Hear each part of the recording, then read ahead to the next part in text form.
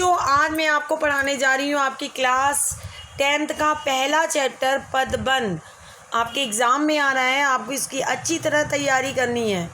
अगर अभी तक आपने मेरे चैनल को लाइक, सब्सक्राइब, शेयर नहीं किया तो जल्दी से कर दीजिए, क्योंकि मैं बहुत ईजी ट्रिक में आपको ये पदबंध चैप्टर समझाना चाह रही हूँ। जब एक से अधिक पद मिलकर एक व्याकरणिक इकाई का काम करते हैं तो उस बंधी हुई इकाई को पदबंध कहते हैं बच्चों। जैसे वह दौड़ते दौड़ते थक गया, तो यहाँ दौड़ते दौड़ते जो मैंने अंडरलाइन किया है ये पदबंध है। और कितने पद हैं इसमें? 2। एक दौड़ते दौड़ते 2 बार है ना, तो 2 पदबंध हैं। सबसे धीरे दौड़ने वाला विद्यार्थी, कितने पद हो गए? सबसे धीरे दौड़ने वाला विद्यार्थी 1 2 3 4 5, तो कितने पद हैं? 5 पद हैं। और ये एक इकाई का काम कर रहे हैं, यानी विद्यार्थी के बारे में बता रहे हैं, तो ये क्या है? संज्ञा पदबंध है। ऐसे ही नीचे, यह लड़की अत्यंत सुंदर और परिश्रमी है। अत्यंत सुंदर और परिश्रमी, कितने पद हो गए? 4। और ये क्या बता रहे हैं? लड़की की विशेषता, तो ये विशेषण पदबंध है। नदी बहती चली जा रही है, इसमें भी आप काउंट पद कर लीजिए। झरने कलकल करते हुए बह रहे हैं, इसमें भी 2 पद हैं। तो इसको समझिए, उपयुक्त वाक्यों में रेखांतिक जो शब्द हैं वो पदबंध है। पहले वाक्य में सबसे धीरे दौड़ने वाला विद्यार्थी में 5 पद हैं, किंतु मिलकर एक संज्ञा का कार्य करते हैं। विद्यार्थी जाति वाचक संज्ञा है ना। दूसरे वाक्य में अत्यंत सुंदर और परिश्रमी 4 पद हैं, ये मिलकर एक पद विशेषण यानी विशेषता बता रहे हैं लड़की की। तीसरे वाक्य में बहती चली जा रही है 5 पद हैं, ये मिलकर एक क्रिया का काम कर रहे हैं कि नदी बह रही है, तो क्रिया है ये, बहती चली जाना क्रिया पदबंध है। चौथे वाक्य में कलकल करती हुई 3 पद हैं, ये कलकल करती हुई तो है, तो ये मिलकर क्या कर रहे हैं? क्रिया की विशेषता बता रहे हैं कि वो जो झरने हैं वो कैसे कलकल कर रहे हैं, क्रिया की विशेषता। इस प्रकार रचना की दृष्टि से पदबंध में 3 बातें हमें ध्यान रखनी है कि पदबंध जब होगा कैसे पता लगेगा। एक तो इसमें एक से अधिक पद होंगे तो पदबंध होगा। सेकंड, सारे एक दूसरे से जुड़े होंगे और एक इकाई का काम कर रहे होंगे। तीसरा, ये वाक्य का एक अंश होगा, पूरा वाक्य नहीं होता। पदबंध 5 प्रकार के होते हैं: संज्ञा, विशेषण, सर्वनाम, क्रिया, क्रिया विशेषण या इसे अव्यय भी कहते हैं। अब संज्ञा पद, संज्ञा पदबंध वो वाक्य होता है जो संज्ञा का कार्य करे, अर्थात पदबंध का जो अंतिम शब्द है यदि वे संज्ञा है और सारे पद उसी पर आश्रित हैं तो वो संज्ञा पदबंध कहलाएगा।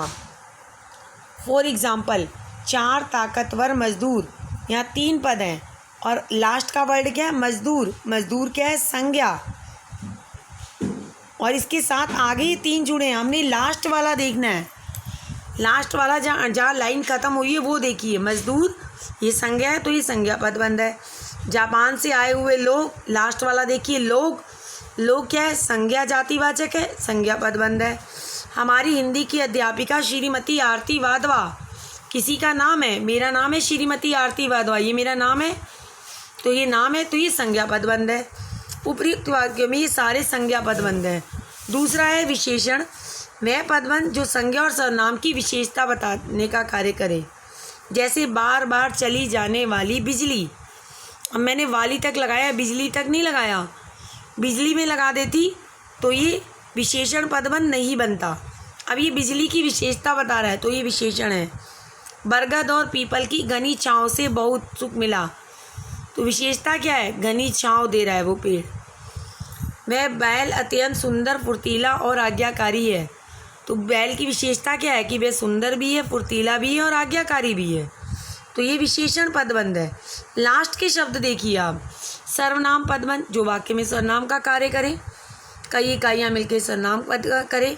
मॉल के बाहर खड़ा हुआ मैं, लास्ट शब्द देखिए, मैं क्या है? सर्वनाम है, तो ये सर्वनाम पदबंध है। शरारत करने वाले छात्र में कुछ है ना, अनिश्चयवाचक सर्वनाम, तो ये कुछ क्या है? अनिश्चयवाचक सर्वनाम, तो ये भी सर्वनाम पदबंध है। विरोध करने वाले लोगों में कोई, अब कोई भी क्या है? कोई भी सर्वनाम शब्द है, तो रेखांकित शब्द सर्वनाम पदबंध है, क्योंकि इसमें कुछ और कोई ये सर्वनाम शब्दों से जुड़े हुए हैं। फोर्थ है क्रिया पदबंध। वह पदबंध जो क्रिया पदों से मिलकर बना हो, क्रिया पदबंध है। इसमें मुख्य क्रिया पहले होगी, बाकी बाद में, और एक इकाई का काम करेंगे। जैसे बच्चे पढ़कर सो गए, क्रिया क्या है? सो गए, क्रिया पदबंध है। और क्रिया पदबंध को पहचान करने की सबसे अच्छी ट्रिक, लास्ट में, लास्ट के जो वर्ड होते हैं वो क्रिया ही होते हैं मोस्टली। मीरा गाते गाते नाचने लगी, नाचना क्रिया है। सुरेश नदी में डूब गया क्रिया है। तो रेखांकित शब्द क्या है? क्रिया पदबंध। लास्ट है क्रिया विशेषण अव्यय पदबंध। वह पदबंध जो अव्यय का कार्य करें। अंतिम शब्द क्या? अव्यय। आपके सामने, आपके सामान के साथ क्या है? अव्यय।